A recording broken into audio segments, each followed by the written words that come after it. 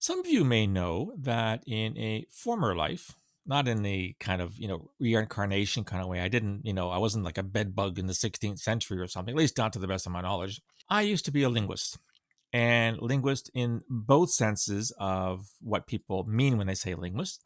I was a multilingual analyst for Communication Security Establishment. It's Canada's Signals Intelligence Agency for 17 and a half years.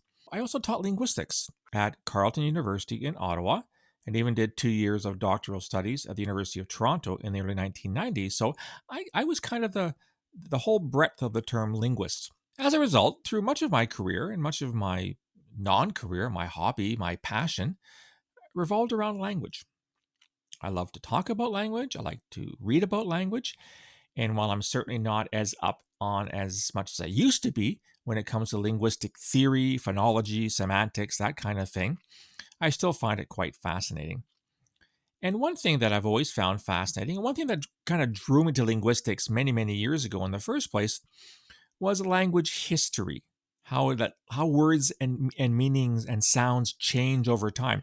In fact, there's a whole subfield of linguistics called historical linguistics that does just that. Looks at written documents, looks at how people's speech patterns change over the decades and over the centuries. It's really quite cool.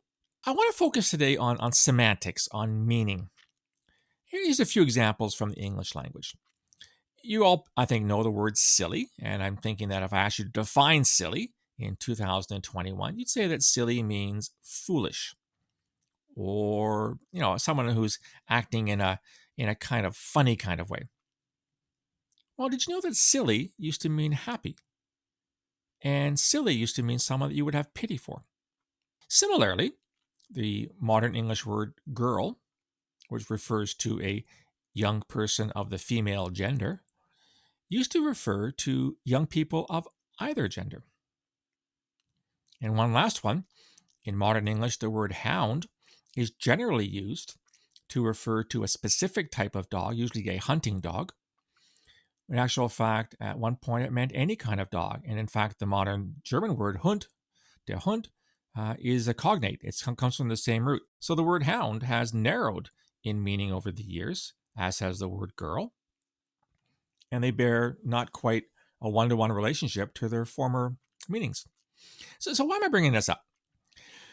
Well, I keep coming across articles online in a variety of sources that talk about terrorism, call about terrorist acts and terrorists. And I often read these things and they make me stop because I find the words being used in all kinds of ways by all kinds of people. And you've heard me say it before. There's no consensus on what terrorism is. There's 200 definitions at least, according to Alex Schmidt, who's a fellow, if I can use that term, at the International Center for Counterterrorism with me in The Hague in the Netherlands. I'm not calling for consensus because that's impossible. In fact, even in language, there's kind of an unwritten consensus as to what words mean, but there's no formal consensus. Dictionaries aren't formal consensus. Dictionaries are static documents. They don't reflect language as it changes in real time. But can we at least agree to what terrorism isn't? So here's a couple of articles I came across. This is over the last couple of days online. The first is from Times of Israel. And there's apparently a controversial thing going on in the West Bank. Of course, you know how controversial the West Bank is. Is it Palestine? Is it part of Israel? Blah, blah, blah, blah, blah. Well, the Palestinians, the Palestinian Authority, is undertaking a project. And they're basically expanding a road in the area that they control. And this road apparently is cutting through a site which is known as the Joshua Wall, refers to a very, very old Iron Age site. And this road has apparently, wrecked some of that wall. And some people are very angry about this. They're very upset.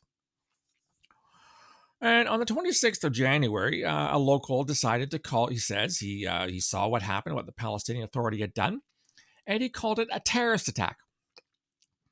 So let's unpack this, shall we? A bulldozer takes down a wall that was built 3,000 years ago. No one was hurt. Nobody died. And that's a terrorist attack. Interesting. The second story comes from actually from the National Post, which is a Canadian newspaper. And there's this student who goes to Carleton University. He's a PhD student in Ottawa. And he was arrested while visiting his homeland in Turkey last year. And he's been charged with promoting terrorism. And it turns out that the student is gay.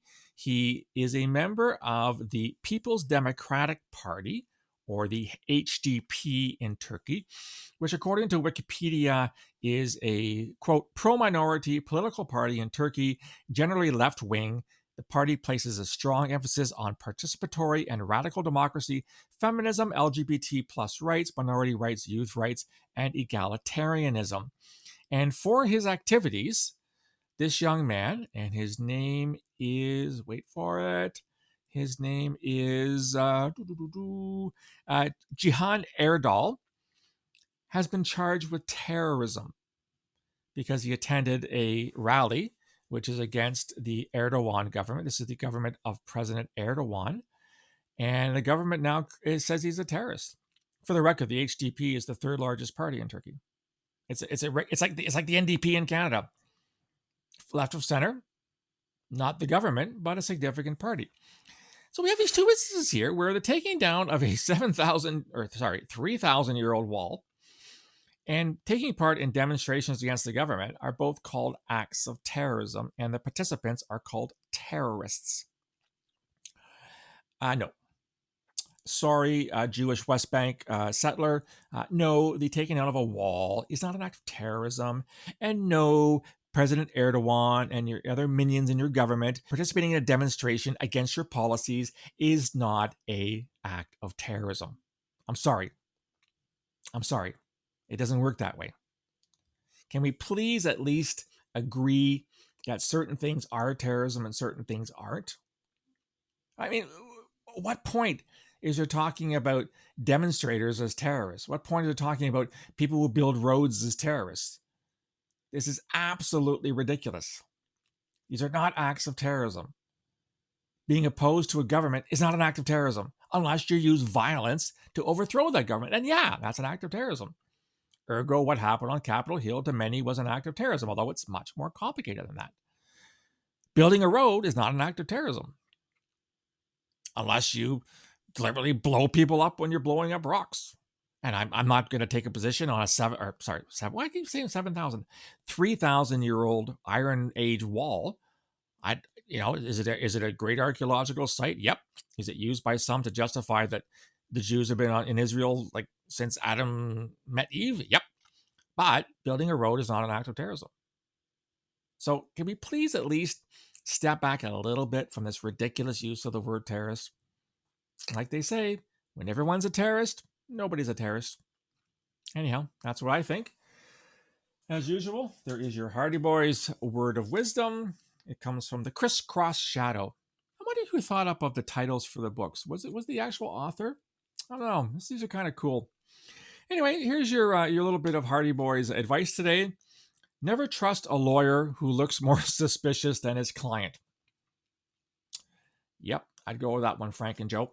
And of course, I want to recognize the Pembroke Lumber Kings. This is their hat. This is their jersey, both of which I got from my barber when I used to go to get my hair cut in Ottawa. And by the way, yes, I know my hair is long and the beard is getting kind of ZZ Top in nature. I do promise I will get it cut soon. So what do you think about the use of the word terrorism? Is it being overused? Is it being ill-used? Is it being misused? Is it being abused? How many U's can I put in there? De-used? Disused? Anyhow, love to hear your feedback. You can reach me on email, borealisrisk@gmail.com, or on Twitter at borealisafes. You can also find me on LinkedIn and on Facebook. If you like the content, want to get more, simply go to the webpage, borealisthreatandrisk.com, hit the subscribe button. You'll get a free daily digest of all the material to your inbox. You'll also find a button there to purchase my new book, The Peaceable Kingdom, A History of Terrorism in Canada from Confederation to the Present. $25 Canadian plus $5 shipping and handling. Love for you to get a copy. I'll sign it free of charge. I'll talk to you again soon. Let me know what you think. Until then, stay safe.